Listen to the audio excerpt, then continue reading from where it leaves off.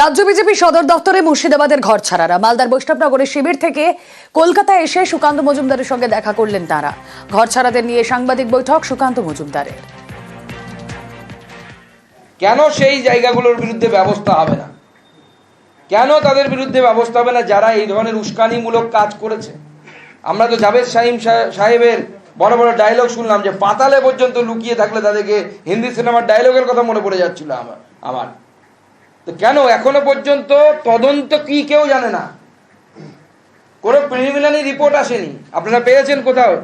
সাংবাদিকদেরকে police brief করেছে, রাজ্য সরকার ব্রিফ করেছে? আমার অন্ততপক্ষে জানা নেই। কারা করলো এটা? কোন দুষ্কৃতকারীরা করলো? কোনো রিপোর্ট, কোনো তদন্ত নেই। মুখ্যমন্ত্রী একটা আজকে ঘোষণা করে দিলেন, তার উপর এবার তদন্ত রিপোর্ট তৈরি হবে, ব্যাকডেটেড সমস্ত কিছু তৈরি হবে।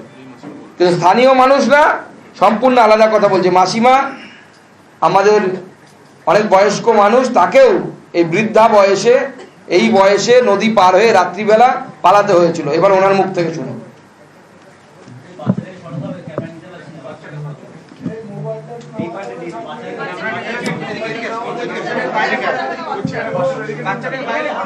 জল লাগলে জল আছে কিনা? মাসিমা সেদিন কি হয়েছিল বলুন।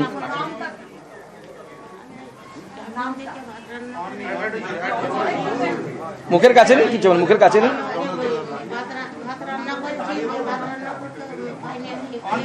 অন করা হয়নি মনে হয়। আমি এলাম হয়ে হয়ে ভাত রান্না করছি, হাঁড়ি করে দিয়ে আবার চারুদিক থেকে দেখছি না, দেখি আমার বাগানে বাড়ি মাঠে ওরে বাড়ি আমারই শেষ মাত্র। তো ওই বাড়িটা থেকে আমি বলছি তো হয় না, তো ওরকম ভাবে আমি বললাম কি খাবো খাবো করছি, ওরা ভালো না করে চলে এলো সুলিতলা দিক থেকে, শামসা বাজার দিক থেকে। আমি জাল ছিঁড়ে দিয়ে তখন তাড়াতাড়ি করে আমি পালিয়ে গেছি। আমি কিছু বার করতে পারিনি, এই জিনিসটাই আমি করে এসেছি। আমার বাড়ি ঘর লুট করে নিয়েছে, আগুন ধরে করে দিয়েছি। আর বাড়িতেও কিছু না।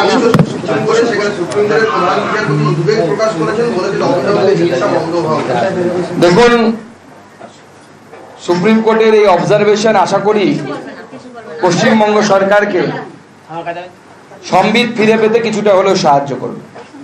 আজকে আমরা স্বর্গীয় হরগোবিন্দ দাস এবং তার পুত্র স্বর্গীয় চন্দন দাসের স্মৃতিতে আজকে হিন্দু শহীদ দিবস পালন করছি। আজকে এই বেদবোনা গ্রাম পঞ্চায়েত এবং শমশেরগঞ্জের বিভিন্ন ওয়ার্ডের যারা ব্যক্তি তারা আজকে কলকাতায় এসেছেন এবং কলকাতায় এসে আপনাদের কথা বলেন, আপনাদের কাছে তাদের কথা বলেছেন, তাদের দুঃখ দুর্দশার কথা বলেছেন। আমরা এই উপলক্ষে কতগুলো দাবি রাখছি। নাম্বার 1, যাদের বাড়িঘর পুড়িয়ে দেওয়া হয়েছে বা ভেঙে ফেলা হয়েছে তাদের প্রত্যেককে রাজ্য সরকারের তরফ থেকে নতুন বাড়ি তৈরি করে দিতে হবে এবং এই বাড়ির মধ্যে দোকানও ইনক্লুডেড।